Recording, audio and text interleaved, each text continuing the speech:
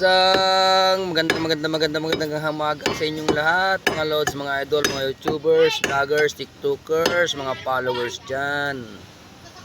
Nandito ako ngayon sa tabing dagat kay lolo ko, kay uncle ko, Cantillo Aldong, yung mga master na magpatay ng ilisi. Hindi na. Kaya naman Tinitira niya yung aking ilisi kasi nagtesting ako kanina, ma-hour. Mababasag daw yung makina, kaya dinala ko dito kay lolo ko. Ito yung ilisi niya, oh. Tingnan yung ilisi niya, oh. Oh, di ba ang ganda ng forma, oh. Itong dating pipili ka sa ilisi oh.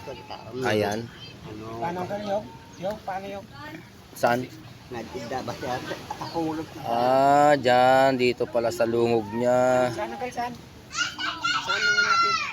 Ito, pinagagayahan niya yung ilisi niya, eh. Kanina pa siya pukpok ng ilisi ko. Patisting ko kumana. Kasama sila nagsinay ka. Ito yung mga nanalong pangka nung nakaraang bangkaton ba yun? Bantalinga yung sa Mango Festival, Bantalinga, yan. Yan po yung bangkang, ano yung bangkang, pangalan ng bangka niya? Claudia. Ayan, mga Claudia rito. Ayan. Ayan, mga ginagawa pa dito mga bangka. Oh. Ito yun, yung maliit na yan. Oh. Yan yung nanalo. Yan yung Claudia na yan. Oh. Tingnan nyo naman ang cut ng bangka. Yan yung nanalo nun.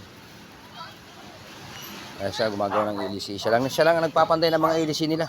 Nasa ilisi naman kasi ang pagtulin ng bangka pag usad. Wala sa lakas ng makina. Nasa ilisi. Kahit ang makina mo mababang values, pero kung ang ilisi mo naman magandang pagkakaayos niya, walang problema. Maayos ang takbo ng makina. Saka makakaluwag yung makina mo, hindi mababasag.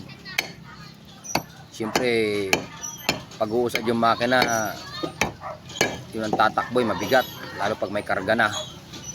Kaya dapat maayos ang mga makina, ang mga ilisi na nabibili natin.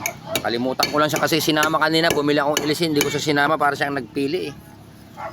Wala naman akong gaanong alam sa pag-ano ng ilisi, kaya.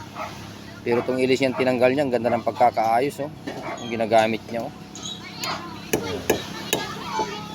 Ay, nakita yung dumarating na makina, oh. Mga ganyan sana, oh. Oh, tulin, oh. Ha? Ayan, tulin, oh. Ayan yung nag-champion. Parating na pala, ayan. Yung alam kong nag-ano ng uncle ko. Ayan, oh. Maraming salamat.